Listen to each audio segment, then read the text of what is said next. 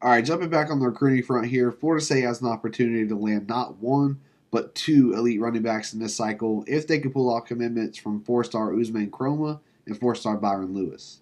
Now, we'll get into the recruiting buzz here in just a sec, but first, if you love following your favorite team even in the offseason like this, whether it be recruiting, transfer portal stuff, practice updates, anything and everything Florida State football, definitely consider subscribing to the channel.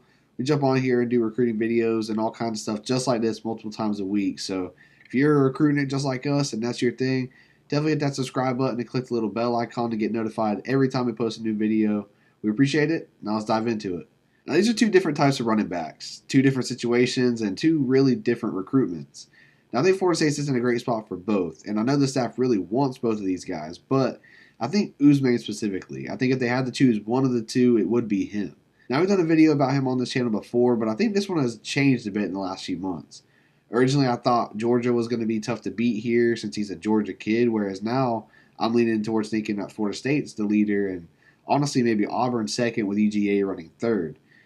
Now, Chroma's the higher rated running back of the two. He's a top 100 player according to the 247 composite rankings, but I also think he fits Florida State's offense a little bit better, especially with his pass catching abilities, hauling in almost 200 receiving yards and two receiving touchdowns in his junior year. Now, with Lewis, he's really good too. Some of the people I talk to even prefer his game, so I think from an evaluation standpoint, it's more just a matter of preference, especially considering that they're both very similar in size. But yeah, they definitely like Byron a lot as well. I mean, he rushed for over 1,200 yards for his high school in his junior year. This is one that Florida State kind of came on late in and was able to make a push to be one of his top schools, if not the outright leader. Now, they're also battling other programs like Ohio State and Miami. Even Georgia tried to come on late. I think especially since they've been losing steam with Chroma. So definitely a bit of a entangled running back web here right now. But it's looking like Florida State sits in a really good spot for both guys. They both visited for that big June 21st weekend that we've been raving about for literally a month now, I guess. And that weekend just keeps paying off, and it very well could here not once, but maybe twice. I think normally from a broad perspective here, you would think that if they land one, then they probably don't land the other, right?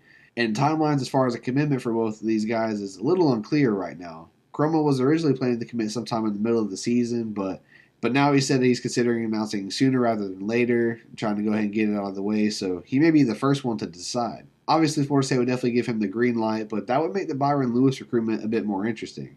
Especially with Miami involved here, I think that they would definitely try to use that to their advantage and be able to offer him being the top running back in their class. Now, talking with some people and even reading the tea leaves in this one, it sounds like they're both open to playing with each other at the next level, and it sounds like Florida State has a good level of confidence that they do, in fact, land both. I think the recent success that they've had with running backs and putting guys into the league, I mean, Mike has basically done that his whole career. But also the way Florida State's offense utilizes running backs. They use them in a lot of different ways. They don't lean on one guy in particular too much.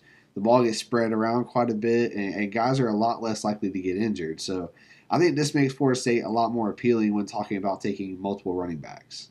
Now, if they are able to pull off both of these guys, I mean, that'd be pretty crazy, especially when you pair it with the running back class from last cycle landing Cam Davis and Mekhi Danzy. I mean, not only their recruiting wins over Miami, Georgia, Ohio State, but also adding almost 3,000 yards of production there. Like we said, in their junior years, Usman ran for over 1,500 yards and Byron for over 1,200. So that's some serious production to be bringing in, some elite talent, and I know Mike Norvell can find a way to utilize both and probably turn them both into NFL backs as well. Now, if I had to guess, I'd say we'll be seeing decisions coming from both of these guys in the next month or so.